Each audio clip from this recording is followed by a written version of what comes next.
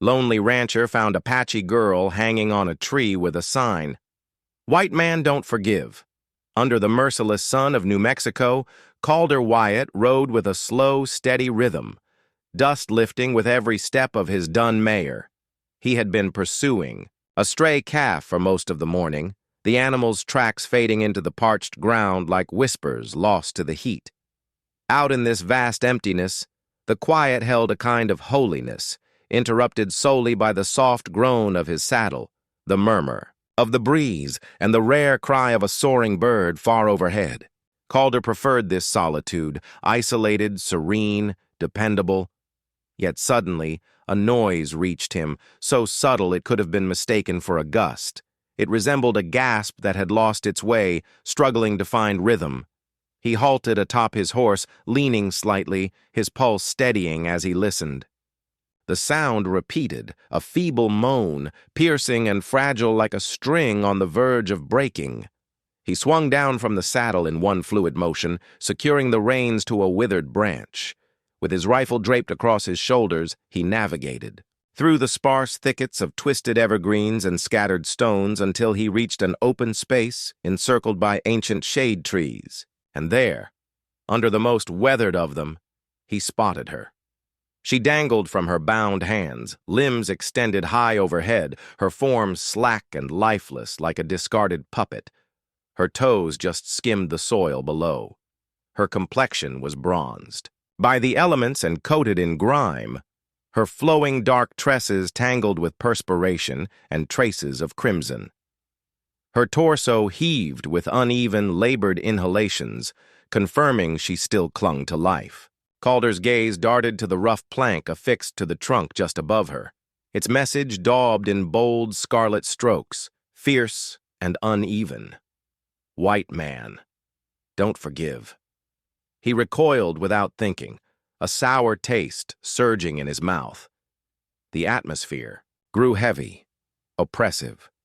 It was a threat, a declaration, a malediction. He glanced around, scanning the ridges, the rocks. No movement, no sound, just the wind brushing through dead leaves like whispers. His hand went to the knife on his belt. "Christ," he muttered. "What the hell did they do to you?" The girl stirred barely. Her head lolled forward, and he saw the raw burn marks where the rope bit into her wrists. He swallowed hard. "You hear me, girl?" he asked, voice hoarse. No response. "I am not here to hurt you," he said softer, almost to himself. His boots crunched forward, closer. He could see her face now, young, maybe 18, with a high brow and a strong jaw, her cheeks hollow from thirst. There was dried blood on her lip. He reached up, touched the rope.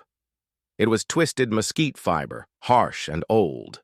Whoever tied it had meant for her to suffer, not just hang. He pulled out his knife. His fingers trembled.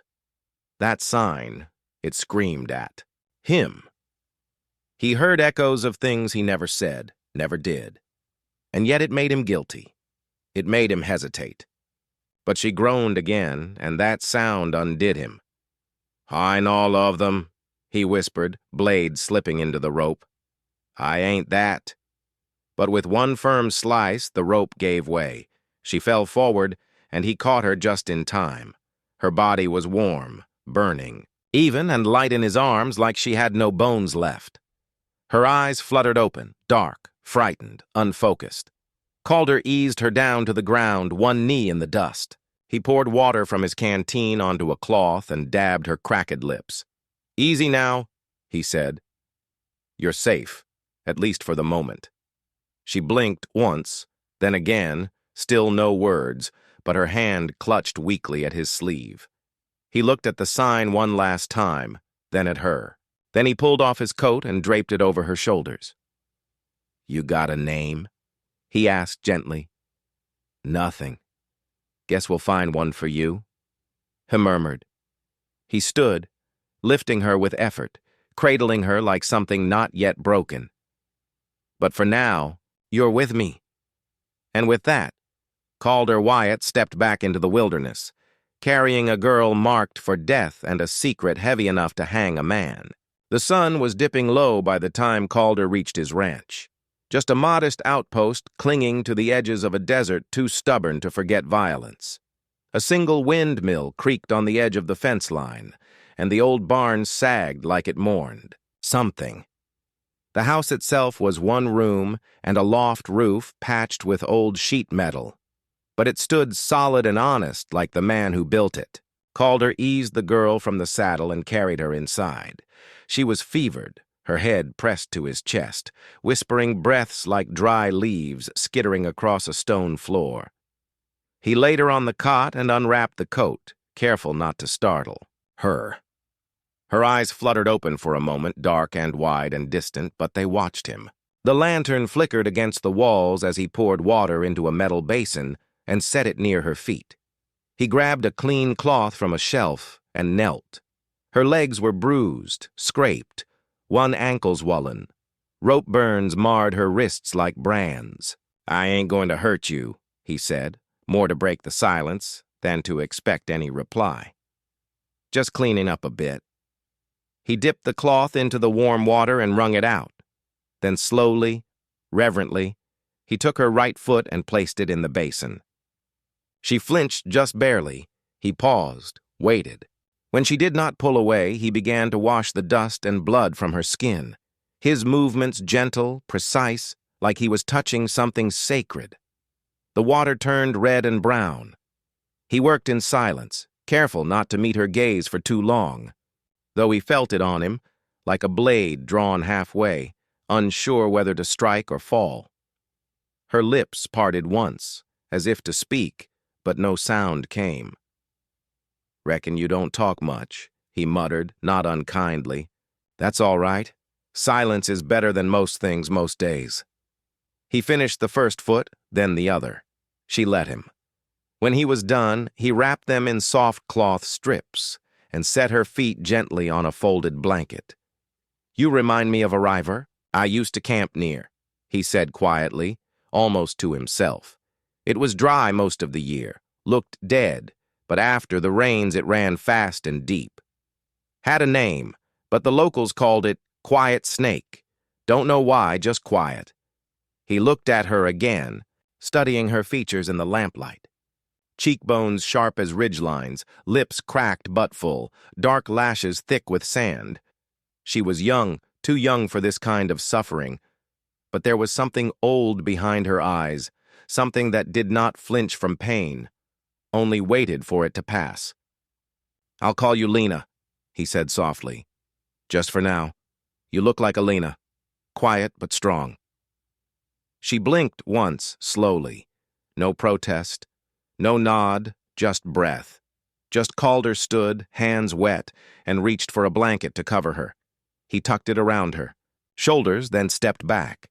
"If you're hungry, there's beans. Not much, but better than air." Still no answer. He grabbed his bedroll and dragged it toward the door. He would sleep out by the barn tonight. Give her the space. It was not right for her to be watched by a stranger, especially not one with blood in his past and questions in his eyes. Before he stepped outside, he looked back one last time.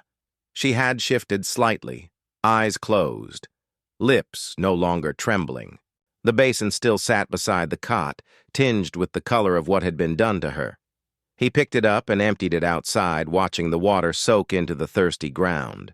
Inside, she dreamed of fire, of horses, of ropes cutting skyward, and of hands, rough but gentle, washing the hurt away without asking anything in return. The days that followed passed with the slow rhythm of desert life, but the silence inside the house was different now, thicker, charged with something just beyond reach. Lena, as Calder still called her, ate when he brought food, though never much. She moved with caution, eyes always alert, posture tight like an animal who had been caged too long.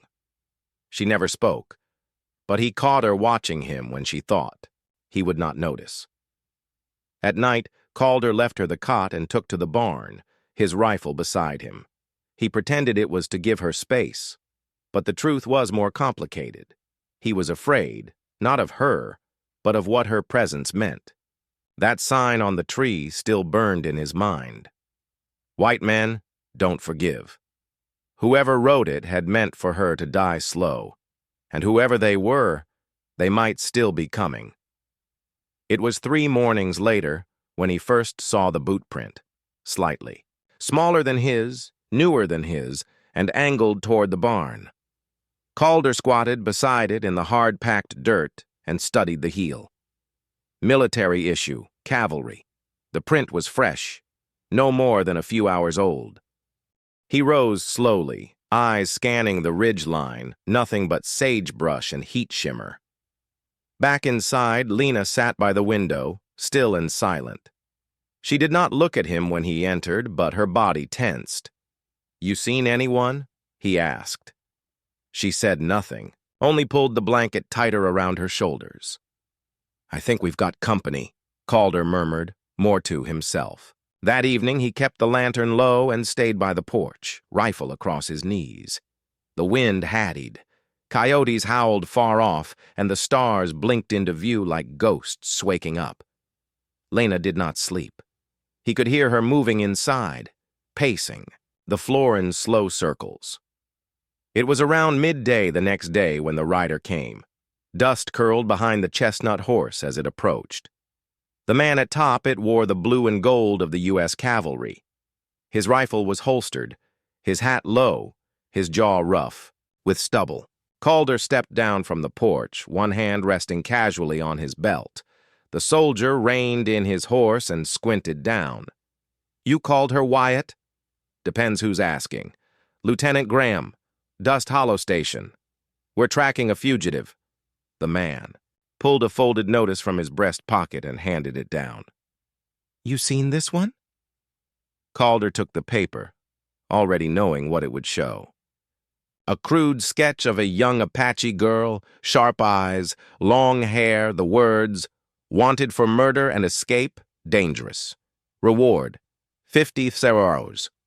Calder looked up slowly. "Can't say I have." "You sure?" the soldier asked, leaning forward. "Small, quiet, might be hurt, might be hiding. We think she was rescued or taken by someone passing near the Cottonwood Flats." Calder held the paper a second longer, then folded it and handed it back. "Ain't seen nobody but jackrabbits and a cow that don't listen, Lieutenant." Graham narrowed his eyes. "She's not just a runaway, Mr. Wyatt. She's part of a violent group. Savages. That sign they left. They mean it." Calder's jaw tightened. "If I see anything, I'll send word." The soldier studied him for a moment longer. Then he nodded once and turned. "His horse." "See you do." Holder watched him ride off until the dust disappeared. Inside, Lena stood just beyond the curtain. She had heard every word. She stared at him, unmoving.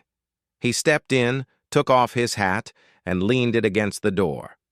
"They came looking, showed me a paper, said you were wanted." She did not speak. "I told them." "No." Her eyes narrowed, confused, suspicious. "I don't know what you did, Lena, and maybe someday you'll tell me. But out here, a man makes choices. I made mine." He turned to the stove, pretending to stir the beans. He had already made. Behind him she moved barely a shift, a small breath. And in that moment, Trust cracked the silence just a little wider. The afternoon sun hung low, casting long shadows across the yard as the wind softened for a while. It had been a strange day, too quiet, like the desert was holding its breath. Calder sat on the porch, sharpening his knife with slow, rhythmic strokes. Each pass of steel on stone echoed faintly through the open yard, heficist on the motion more than the blade, as if the repetition might keep his thoughts from drifting too far toward the woman sleeping inside, or not sleeping. He paused, cocking, his head. The faint crunch of footsteps on gravel reached his ears. Not a coyote, not a horse, something lighter, human. He looked up. Lena was outside. It was the first time she had stepped beyond the threshold on her own since he brought her home. Her bare feet touched the earth tentatively, like she was testing if it would still hold her. The woven blanket he had left folded at the edge of her cot hung from her shoulders, trailing like a second skin. She walked slowly, her steps uneven, but certain toward the far end of the yard, where the barn stood watch. Calder set the knife aside, not moving at first.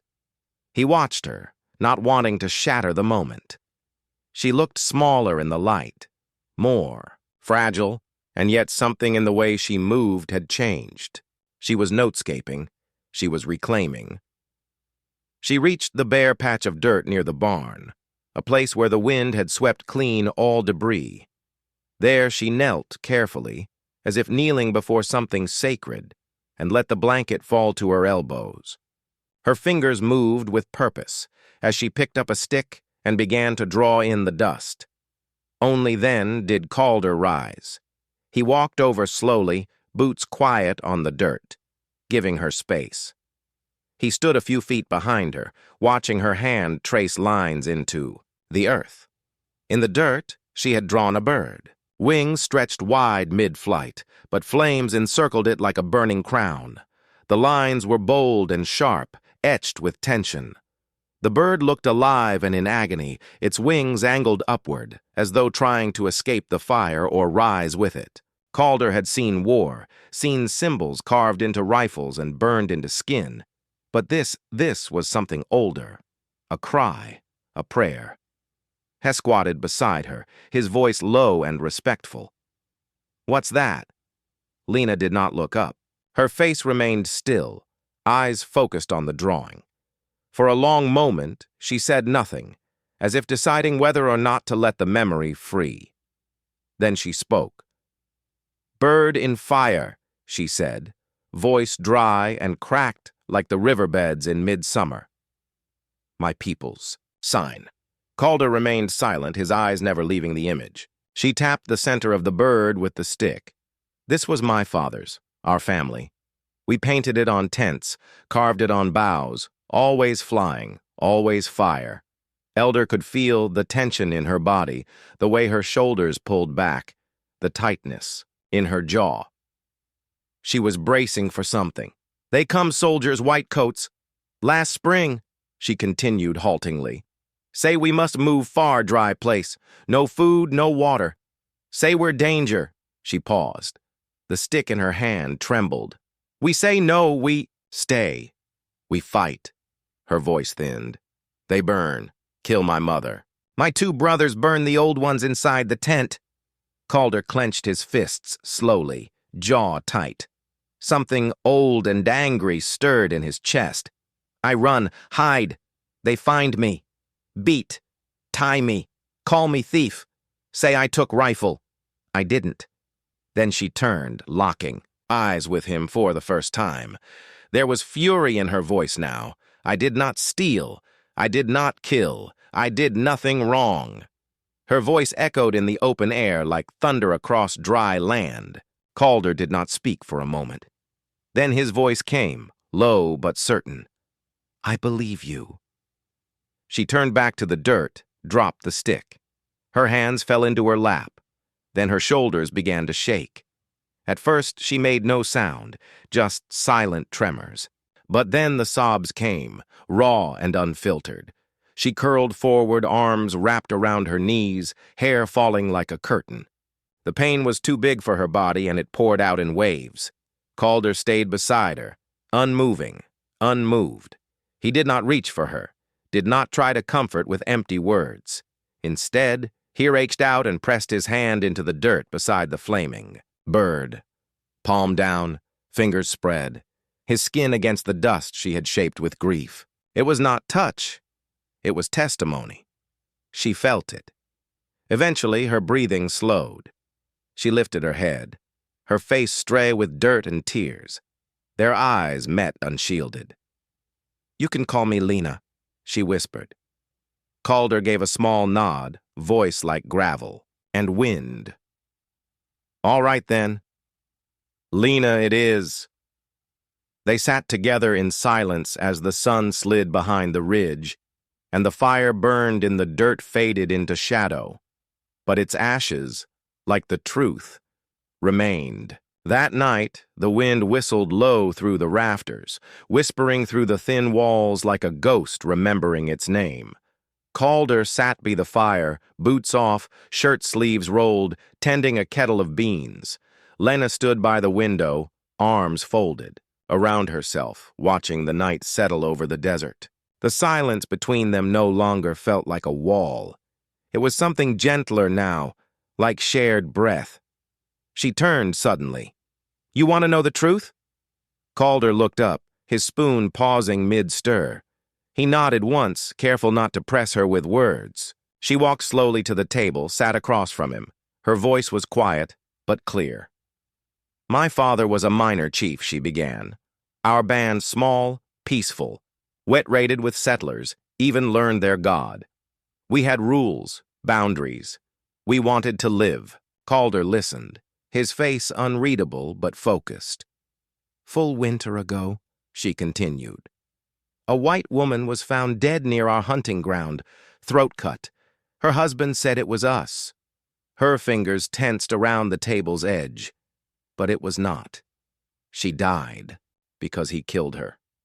Everyone knew, but they blamed us. Her eyes found Circe. The soldiers came, not just them. Ranchers, too, townmen with rifles and fear. They said they were taking justice. She swallowed hard, the pain rising in her throat. "They burned our camp, shot my brothers while they slept. My mother died holding the prayer beads the priest gave her. They left my father hanging from our council pole." Calder lowered his eyes. "They found me in a hollow tree. I was hiding. I had a knife, but they took it. Said I was planning revenge. Said I was dangerous. They tied me, questioned me, beat me. Then they took me to that tree you found me on, hung me up like bait." "For who?" Calder asked, his voice a low scrape. "For the rest of us. For anyone still alive and angry." She stared at him, then asked softly, "Why did you cut me down?" He looked at her for a long moment, the fire crackling between them.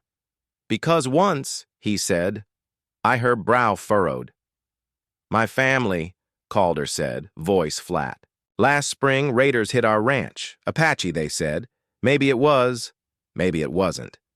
I was out hunting, came back to ashes. My sister was 16. I heard her crying in the barn, but I was scared. I didn't go in. I waited for help, sheddied before anyone came." The silence after that was different. Not empty, heavy. "You saved me." "Because you couldn't save her," Lena whispered. Hen nodded. She studied him. "If I had been white, would you still have pulled the knife?" Calder stood slowly, walked around the table until he was in front of her. She looked up, searching his face. He reached down, cupped her chin-gently in one hand. His fingers were calloused, but his touch was careful, measured.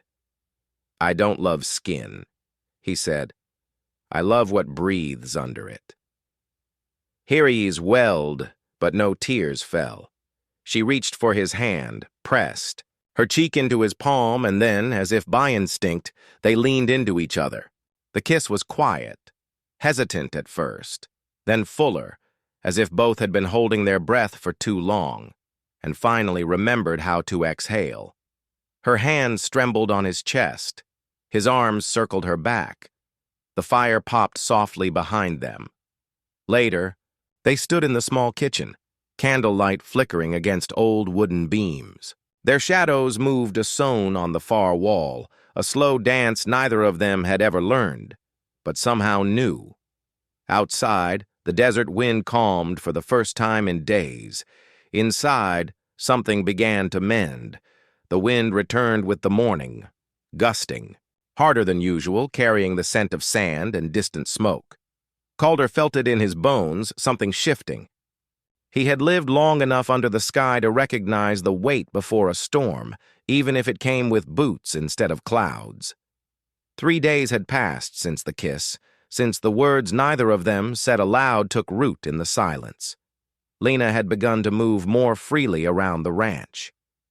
She helped feed the animals, swept the floor, even laughed once softly when Calder cursed the stubborn mule that refused to eat. But the peace was thin. By noon, a trail of dust rose from the east. Calder stood by the fence, jaw tight, rifle resting against the porch. 3 riders approached, local men in canvas coats and old hats, rifles slung across their backs. Their leader wore a tin badge on his chest that looked more self-appointed than earned. "Weeth!" Thayman called as he dismounted. "Heard tell you might be harboring someone don't belong." Calder kept his voice even. "You hear a lot of things, Joe. Don't make them true." Joe Prescott spat into the dirt. "A girl, Apache. There's a reward, $50, cash and the thanks of every God-fearing man west of the POS. You come all this way for a rumor." Prescott's eyes narrowed. "We aim to check inside just in case." Calder stepped down from the porch slowly. "You got a warrant?" Prescott snorted. "You think? This is a court, Wyatt?" The other 2 men shifted in their saddles, hands near their weapons. The air hung brittle. "I'm the only one lives here," Calder said, voice calm. "Ain't no girl, just ghosts and goats." Prescott stared at him for a long moment, then gave a tight nod. "If you're lying, you'll burn with her." They rode off without checking the house, but the message was clear. They would be back with more men, endless patience. That night, Calder sat by the fire behind the barn, the stars hidden behind heavy clouds. In his hand was the crude wooden sign he had pulled from where he buried it. Faded now, but still readable, still hateful. "Whiteman, don't forgive." He stared at it for a long time, fingers brushing over the letters. Then he stood and carried it to the fire pit. No ceremony, no speech. He laid it down among the kindling and struck a match. The flames rose slowly, then swallowed the words in orange and gold. The wood cracked and curled inward as if the hate itself resisted dying. Behind him, footsteps. Lena. She wore one of his old coats too large on her frame. The sleeves rolled twice. She stepped beside him, eyes on the fire, not speaking. But her presence spoke enough. The flames danced in her eyes, reflecting something that looked like mourning and something like freedom. "I should have burned it sooner," Calder said quietly. She did not answer, but she moved closer, close enough for her shoulder to touch his. She gripped the coat tighter around herself. Her fingers knotted in the fabric. "Thank you," she said, softly. The words were simple, but they landed like something sacred. He looked down at her, his heart heavy and alive all at once. The fire burned low, embers glowing. Above them, the wind slowed to a hush, and for the first time since he cut her down from that tree, there was no sign left of what had been written against her. Only heat, smoke, and the weight of what they had chosen instead. The next morning brought no wind, just stillness, thick and unnatural. Calder rose early, packed dry biscuits, jerky, and a canteen of water into the saddlebag. The air around the ranch felt tighter, more watched. He had seen smoke on the horizon too steady to be a campfire. Word had spread. They were out of time. Lena stood by the fence line, hair braided back, wrapped in the same coat she had worn by the fire. Her face was calm, but her eyes held questions. "We have to go," Calder said, tying the final strap on his pack. "Tonight." She nodded, already, knowing. "There's land south of here," he continued, "past the border. Some say the Apaches still live free in the Sierra Madres, far from soldiers, far from signs." He paused. "We can make it if we ride hard." Lena stepped closer, so close he could see the soft flush on her cheeks. She reached for his hand and held it firm. He looked down at her, voice barely above a whisper. "You'll come with me?" She pressed her forehead to his chest, her breath warm through his shirt. Then she answered in Apache, slow and careful, "I want Taliv." I want to live as your wife." Calder closed his eyes. That one sentence carried more weight than 1,000 promises. He kissed the top of her head, breathed in her hair like it was the last thing keeping him grounded. By sundown, they were ready. 2 horses saddled, the ranch left behind. No note, no fire, no goodbye, just a quiet door left swinging and a home turned to memory. They rode through the desert under cover of stars, moonlight painting the ridges silver. Lena leaned forward against her horse, her movement steady, practiced. She did not ask what lay ahead. She only followed. 10 miles from the border, the land opened into low scrub brush and stone cliffs. Calder scanned the horizon constantly, every shadow a threat. His gut turned tight. Then the shot came. A crack echoed across the plain. Calder jerked in the saddle, then collapsed sideways, sliding hard into the dirt. "Calder!" Lena screamed, leaping from her horse. He clutched his side, blood already soaking through his shirt. "Keep going," he rasped. "No!" Another shot whizzed past them, striking the rock behind. From their edge line, 2 figures appeared, riders, rifles raised. Calder groaned, pulling himself up. "We have to move." Lena hooked her arm under his shoulder, trying to lift him. "Believe me," he growled, "I won't." Through sheer will, they stumbled toward the nearby rocks, bullets cutting through the night. Calder's boots dragged behind him, boot a forced one, step after another. Every breath came wet, his vision blurred. Somehow they reached a narrow gap between 2 cliffs, a hidden pass. Lena half dragged, half carried him inside, pressed him to the stone wall, her own chest heaving. The shots faded, behind them. The riders would not follow through the rocks, not without losing speed, not without risk. In the shadow of the pass, Calder collapsed to his knees, blood dripping onto the dust. He looked up at her, pain and wonder both in his eyes. "You said you wanted to be my wife." She knelt beside him, cupped his face. "I meant it." His lips curved. "Even through the pain, then we better make it through this pass." She nodded. And for the first time since they met, Lena prayed, not to the gods of the settlers, but to the spirits of fire, wind, and survival, because love in this place was always a gamble, and tonight they were betting everything. The tent flaps rustled. Gently in the river breeze, moonlight slipping through the stitched seams like silver threads. Outside, crickets sang low, and the water whispered over stone. Inside, Calder lay propped on folded blankets, his breath slow but strong now. The fever had passed. The worst was over. Lena sat beside him, a basin of cool water at her side, gently wiping down his brow. He watched her through half-lidded eyes, the corners of his mouth lifting slightly. "You always this bossy with your patience," he murmured. She raised an eyebrow but smiled. "Only the ones too stubborn to die?" He chuckled, then winced as the laughter tugged at the stitches in his side. She hushed him gently, placing a palm over his chest to steady him.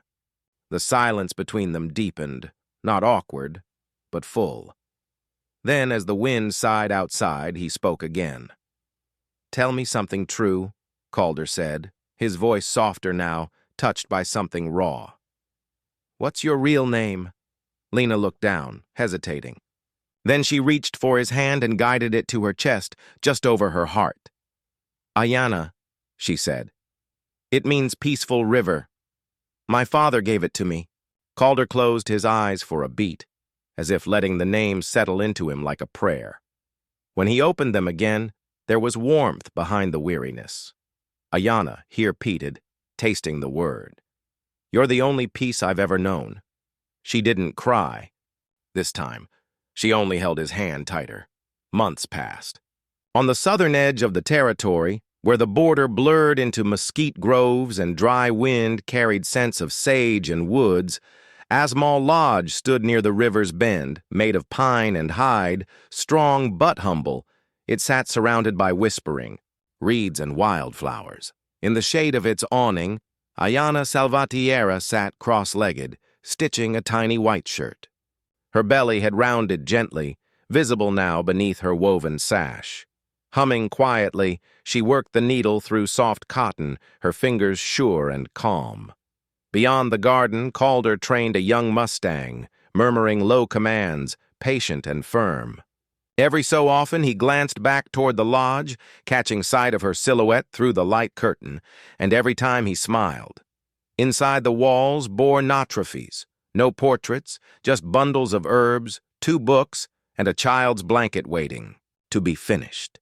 Ayana moved through it like the breath of the place itself, present, grounding, full of quiet life. One evening, she walked down to the river, the same path she'd taken for months now. The current moved slow and certain. She stepped barefoot into the shallows, let the cool water kiss her skin, and laid both hands over her belly. "Little one," she whispered.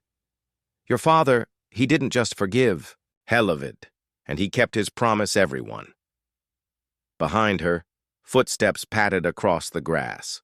Calder came to stand beside her, their fingers entwining without a word. Together they watched, the river drift under the dusk, where stars began to blink into view. No one had expected 2 hunted souls to find something like this.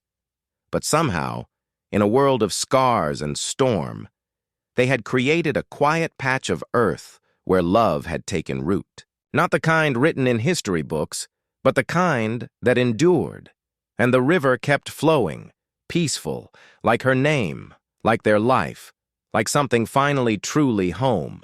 If this story moved your heart, if it reminded you that even in the harshest, desert's love can bloom like water from stone, then this is the place for you.